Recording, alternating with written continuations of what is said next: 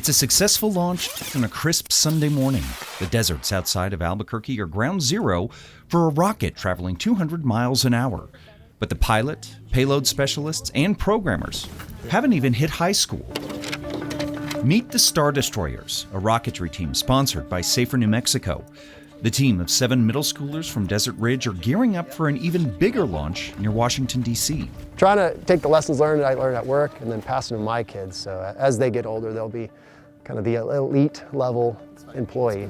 Jason Sievert works for the Air Force Research Labs, and in his limited spare time, he's teaching this young group of students, including his son Merrick and daughter Kennedy, it gets multiplied by 4. The skills of science, technology, engineering, and math in a hands-on, real-world environment. I'll walk by, I'm like, "What are you doing, Merrick?" And he's showing me all this code and how he's doing trigonometry with it. I'm like, okay. And The team is headed to Virginia for the American Rocketry Challenge in May, a competition bringing together 100 middle and high school teams from across the nation. The teams must meet a series of in-flight requirements, designing, building, and launching a model rocket up to 850 feet, carrying a payload of 1 raw egg, and maintain flight between 42 and 45 seconds.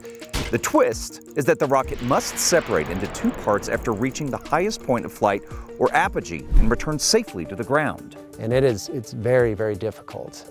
Every foot above or below, they'll get a point, and for the time, missing the time, they'll get points. So they're trying for a score of 0 points. This year they qualified, they flew a 13-point flight and a 17-point flight, which is extremely good. We call it Getting this team, the only one from the state of New Mexico, to Virginia isn't cheap. Sievert estimates it will cost around $10,000 to get there. That's where New Space New Mexico stepped in. They have the most amazing design. They came and presented to our team, and we have a few engineers on the team, including myself. And these are young kids, middle school. So they're our future. So of course we had to sponsor them. New Space, a nonprofit based here in Albuquerque, is working to reinvigorate the space industry in the state.